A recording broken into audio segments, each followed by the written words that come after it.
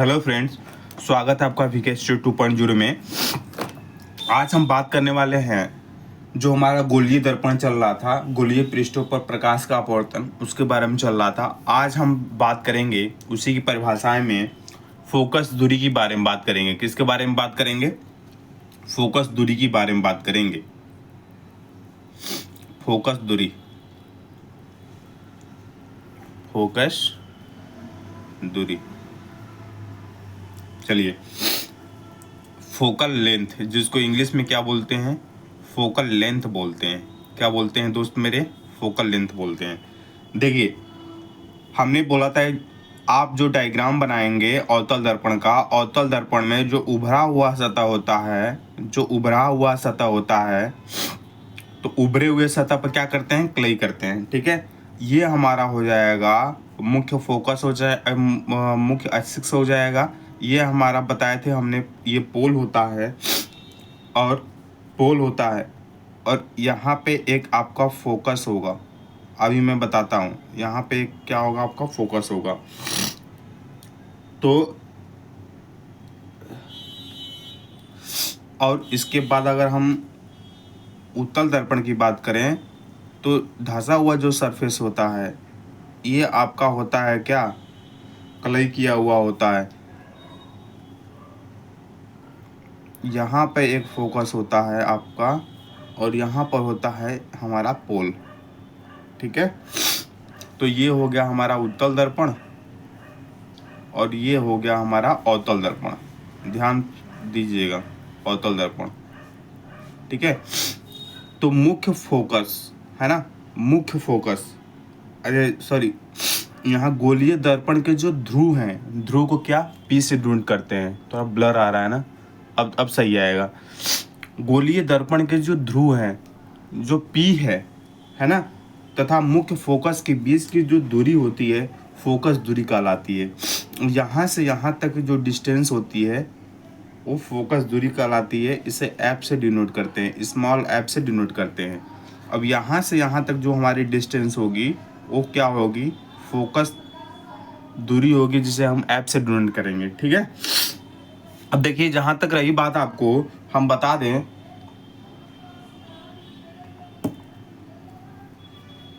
जो हमारा अवतल दर्पण की जो फोकस दूरी होती है वो निगेटिव होता है और जो उत्तल दर्पण की जो फोकस दूरी होती है वो पॉजिटिव लेते हैं। हम क्वेश्चंस कराएंगे, इसके बारे में हम चर्चा करेंगे आगे। क्लियर हो रही है बात? तब तक इतना देखते रहिए। लिखवाना पड़ेगा क्या कि फोकस दूरी क्या है?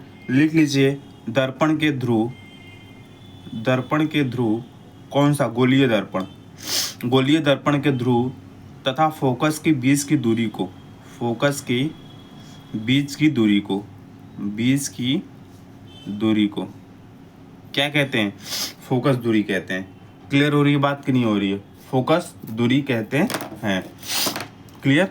एक एक परिभाषा आप नोट करते हुए चलिए, शॉर्ट नोट्स बनाइए और नोट करते हुए चलिए। इसको मैं बता रहा हूँ दोस्त मेरे, आप सोचते हो कि वन लीनियर क्वेश्चंस आएगा, कतई नहीं। ग्रुप डी में वन लीनियर क्वेश्चंस इस बार आएगा, आप देखिएगा।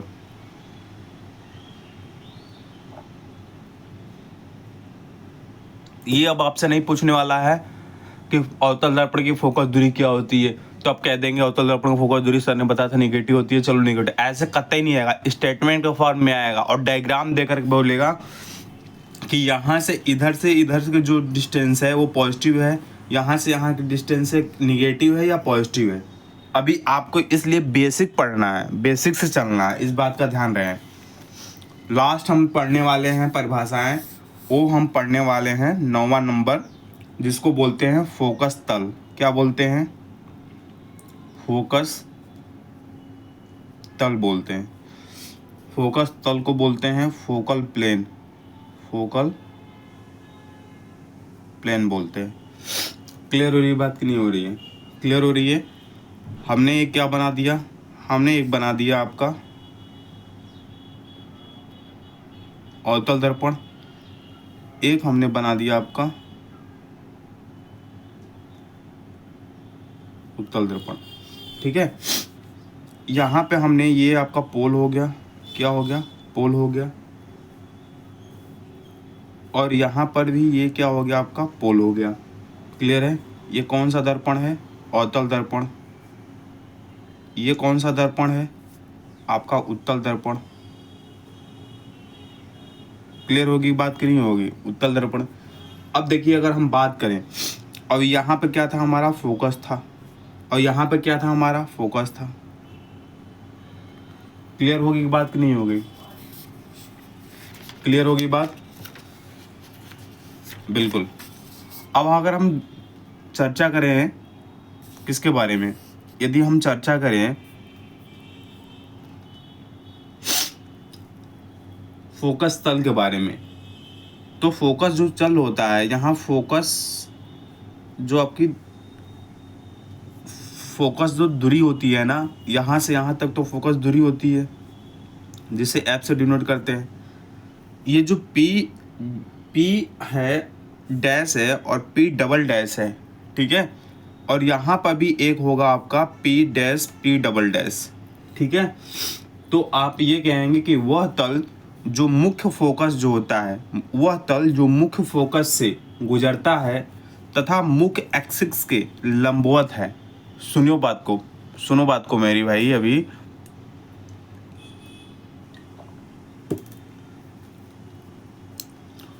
जो हमारा ये मुख्य फोकस है, ठीक है?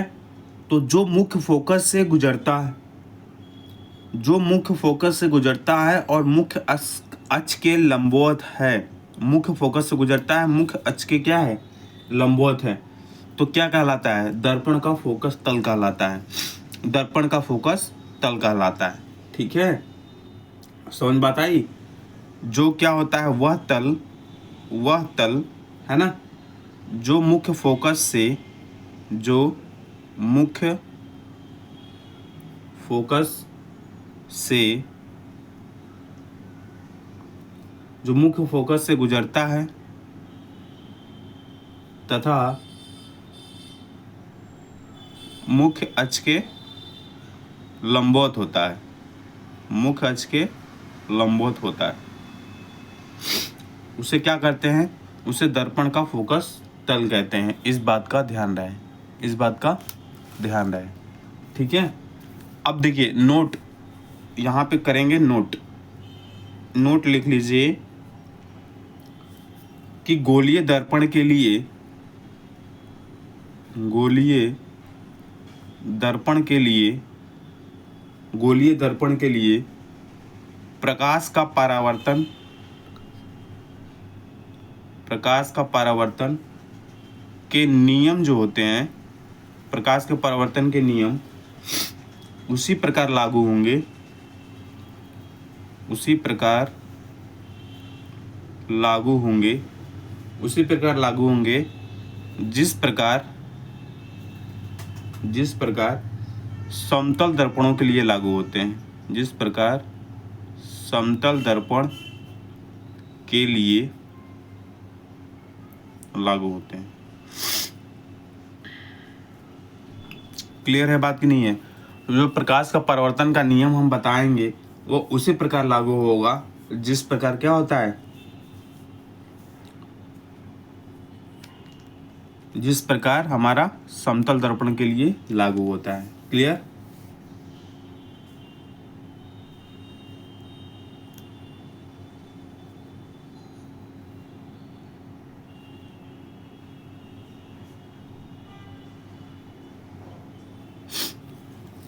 एक बात का ध्यान रखिए, जो हमने फोकस यहाँ पे हमने करवाया है, तो ये जो होता है हमारा, ये तो आगे होगा फोकस, लेकिन इसका जो फोकस बनेगा दोस्त मेरे फ्रेंड्स, तो इसका जो फोकस बनेगा, एक चीज़ का ध्यान रहे, इसका फोकस आपको यहाँ ना हो करके, इसका फोकस जो होगा इसके पीछे बनेगा, ठीक है? यहाँ पर बनेगा फोकस, तो ये फोकस दूरी यहाँ एफ हो जाएगी। क्लियर है ना बात? जब भी फोकस बनेगा तो क्लियर, तो फोकस इसके पीछे बनेगा। सुनिए, उत्तल, एक चीज नोट करिए, थोड़ी सी गलत होगी, सॉरी फॉर दिस। तो उत्तल दर्पण का जो होता है ना, उत्तल दर्पण का जो फोकस होता है कहाँ बनता है? जो उत्तल दर्पण का जो फोकस होता है, जो एफ होता है, वो दर्पण के पीछे बनता है।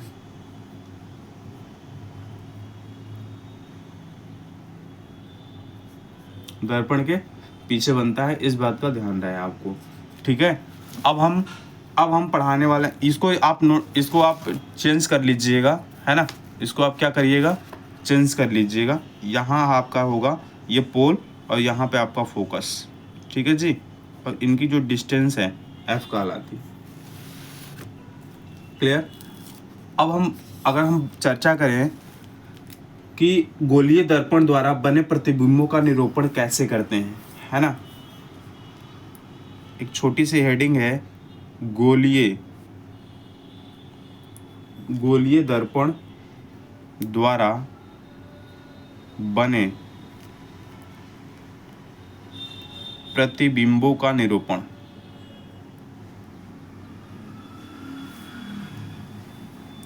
गोलीय दर्पण द्वारा बने प्रतिबिंबों का निरूपण।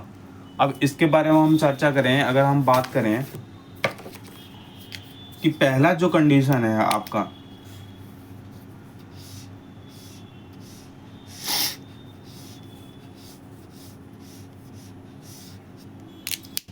इसमें पहला जो है, जो प्रथम नियम है,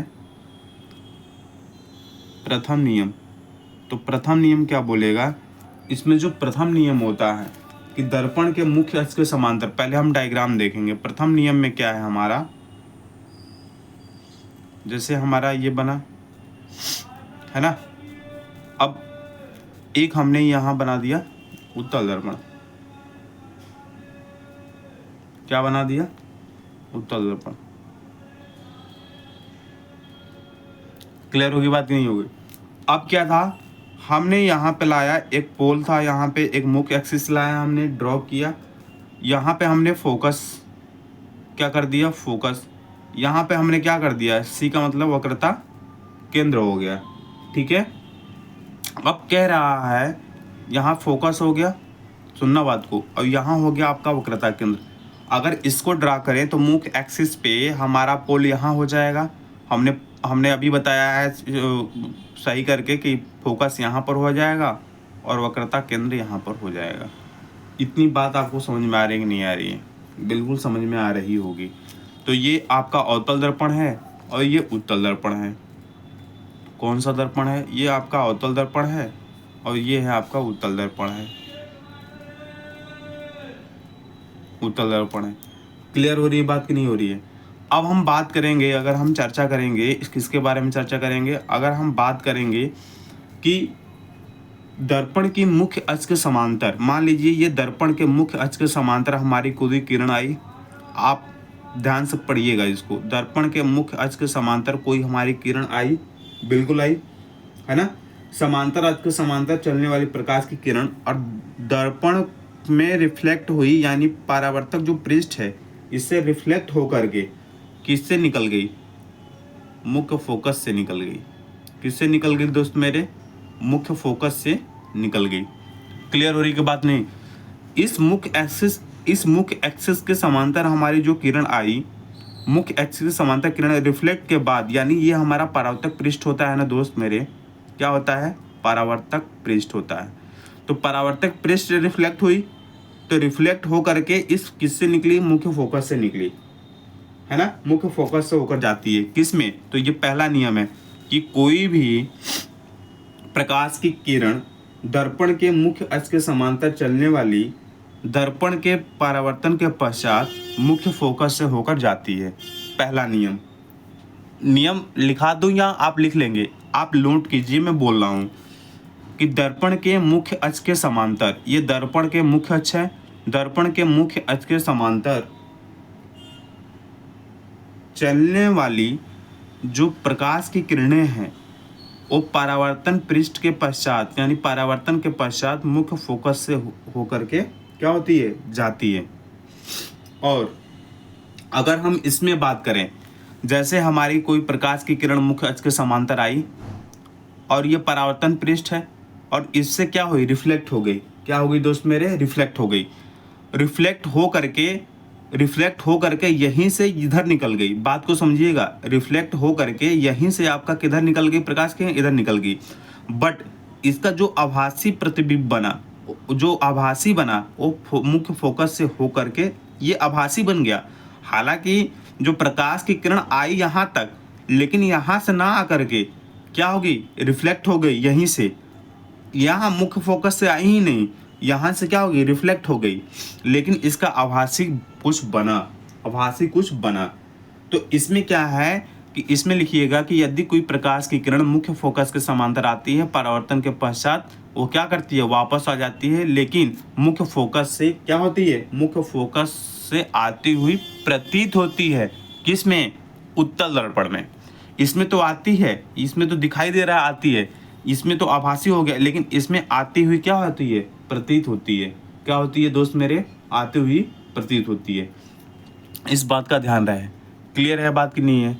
क्लियर है बात? आपको लिखवा दूं या लिख लेंगे आप, बताइए। जैसा आप इसको नोट कीजिए, कमेंट में बताइएगा कि सर प्रथम नियम ये आप लिखवा दो तो मैं लिखवा दूंगा। ऐसे 2-3 बार बोल दिया, आपको समझ में आ गया होगा। अब आते हैं हम दूसरे नियम पे। इसका द्वितीय नियम क्या है? इतने दोस्त मेहनत से आपको पढ़ाते हैं, देख रहा हूँ कितने व्यू पता है आपको, 8 व्यू 9 व्यू। ऐसे तो पहले वीडियो में भी नहीं आते थे। और मैं डेफिनेटली बता रहा हूँ, एक एक पॉइंट कवर एनसीईआरटी का करूँगा, एक एक पॉइंट। अगर ये डिजिटल बोर्ड होता, कहता कि मैं लॉन्च कर रहा हूँ कोर्स इतने में, 2 महीने में ख़त्म कर दूंगा, इतने में कर, भैया जब तक आपका बेस क्लियर नहीं होगा, तब तक आप किसी भी ऑब्जेक्टिव जो टाइप क्वेश्चन होते हैं नहीं सॉल्व कर पाएगा। अगर डीपली क्वेश्चन पूछा तो आप नहीं सॉल्व कर पाएंगे, आप, मैं वादा करता हूँ। ठीक है, तो इसलिए पहले पढ़िए। जैसे ये चैप्टर पढ़ लीजिए, इसका ऑब्जेक्टिव क्वेश्चन लगा लीजिए, और परावर्तन पृष्ठ पढ़ लीजिए, अपवर्तन पढ़ लीजिए, विवर्तन पढ़ लीजिए, उसका ऑब्जेक्टिव लगा लीजिए, विद्युत धारा पढ़ लीजिए, उसका ऑब्जेक्टिव लगा लीजिए। इस तरह से आप आगे बढ़ेंगे। बात समझ में आ रही है कि नहीं आ रही है? बिल्कुल। अगर हम द्वितीय नियम की बात करते हैं दोस्त मेरे फ्रेंड्स, द्वितीय नियम की अगर हम बात करते हैं तो इसमें क्या है, पहले हम डायग्राम शो करेंगे, क्योंकि बिना डायग्राम का कुछ होगा नहीं। डायग्राम एक बार समझ गए आप भैया, सब कर लोगे।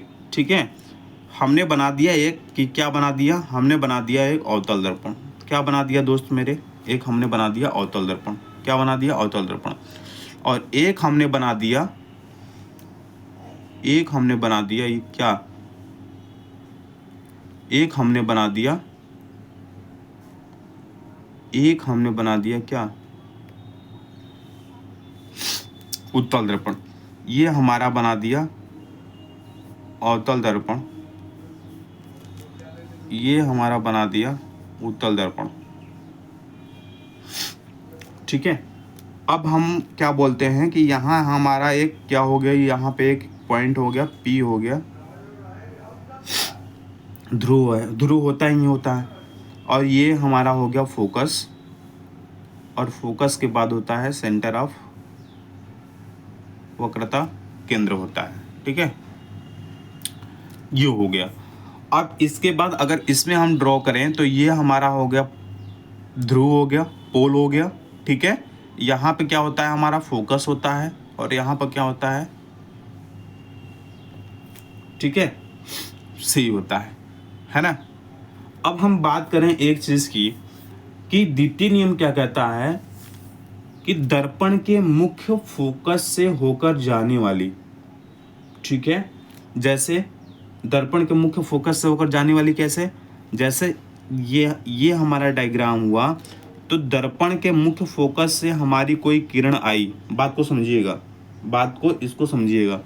दर्पण के मुख्य फोकस से पहले तो समांतर आई थी, पहले कंडीशन में क्या थी, तो समांतर आई थी मुख्य अक्ष के, लेकिन दूसरे कंडीशन में दर्पण के मुख्य फोकस के समांतर आएगी। दर्पण के मुख्य फोकस से होकर आने वाली, है ना, जो मुख्य फोकस से होकर आने वाली दर्पण के, है ना, जो फोकस आती है, परावर्तन हो गया। अब परावर्तन के पश्चात कैसे निकलेगी, परावर्तन के पश्चात इसके समांतर निकल जाएगी, परावर्तन के पश्चात मुख्य अक्ष के समांतर निकल जाएगी। दूसरा नियम ये कहता है, किसमें, अवतल दर्पण में, किसमें, अवतल दर्पण में। द्वितीय नियम ये कहता है, ये स्टेटमेंट में दे देगा कौन सा रूल सही नहीं है, कौन सा गलत है। आप देखिए कंपटीशन इस बार बहुत हाई है, मैं रियल बता रहा हूँ आपसे। 32,000 पोस्ट है, 1.5 करोड़ से ज़्यादा लड़के फॉर्म भर चुके हैं, तो कंपटीशन ऐसे नहीं निकलेगा। ठीक है, मेहनत करनी पड़ेगी भाई, दोस्त मेरे कर लो। द्वितीय नियम जो है यहाँ पे जो है मुख्य फोकस, जो हमारा मुख्य फोकस, यदि कोई प्रकाश की किरण मुख्य फोकस में आती है परावर्तन के पश्चात मुख्य अक्ष के समांतर निकल जाती है। किसके समांतर निकलती है? मुख्य अक्ष के समांतर निकल जाती है परावर्तन के पश्चात। ठीक है जी, ठीक है, बिल्कुल। अब देखिए, अगर हम उत्तल, ये समझ में आया? पहले में क्या था? पहले समांतर आई, फोकस से निकल गई, लेकिन अब दूसरे में फोकस से आ रही है और मुख्य अक्ष के समांतर निकल रही है। अगर मैं यहाँ पे अगर फोकस से अगर हम यहाँ पे करें, यहाँ कोई प्रकाश की किरणें आई, लेकिन यहाँ तो प्रकाश की किरणें आ गई, यहाँ प्रकाश की किरणें आ गई, लेकिन आगे बढ़ी नहीं, आगे हमारी आभासी बन गई और यहीं से ये क्या हो गया? रिफ्लेक्ट होकर के निकल गई प्रकाश की किरण। क्लियर होगी बात कि नहीं होगी? लेकिन आभासी जो आई हमारी ये किरण आई, यहाँ तक आई फोकस, हमने यहाँ तक फोकस से गुजारा, लेकिन फोकस से आई नहीं। क्यों? क्योंकि यहीं से हमारा परावर्तक पृष्ठ था, रिफ्लेक्ट होकर के चली गई। क्लियर होगी बात नहीं? रिफ्लेक्ट होकर के चली गई। इसलिए हम क्या करेंगे कि इसमें तो हमारी आती हुई प्रतीत होती है, जब भी होगा उत्तल दर्पण में कोई भी होगा तो ये आती हुई मुझे प्रतीत होगी। क्लियर होगी कि बात नहीं होगी? ये क्या होगा? मुझे आती हुई प्रतीत होगी। क्लियर है बात कि नहीं है? क्लियर है बात क्लियर हो रही है बात कि नहीं हो रही है? बिल्कुल। अब हम आगे चर्चा करेंगे, तृतीय नियम की बात करेंगे। ठीक है, आगे हम तृतीय नियम की बात करेंगे।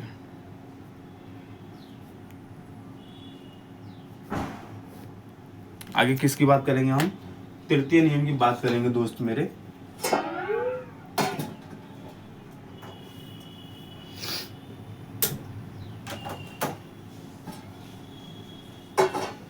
चलिए देखिए, तृतीय नियम क्या है हमारा? तृतीय नियम ये है, पहले हम डायग्राम शो करेंगे। ठीक है, हमने एक डायग्राम बनाया।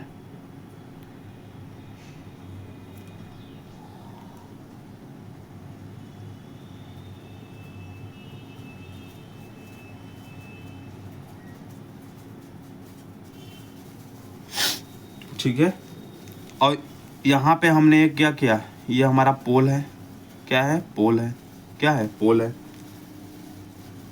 यहाँ पे एक सेंटर जो हमने बनाया था, सेंटर है। अब यहाँ पे भी एक पोल और यहाँ पे भी एक सेंटर। इससे पहले फोकस, बिल्कुल सही। इससे पहले फोकस, बिल्कुल सही।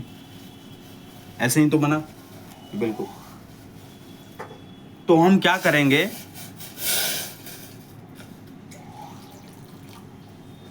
तो हम क्या करने वाले हैं इसमें? अब देखिएगा, हम इसमें करने वाले हैं कि अब क्या करेंगे? प्रकाश की जो हमारी किरण होगी, जो हमारी प्रकाश की जो किरण होगी ना हमारी दोस्त, जो हमारी प्रकाश की किरण होगी, तो दर्पण के वक्रता केंद्र से, अब दर्पण के वक्रता केंद्र से आएगी।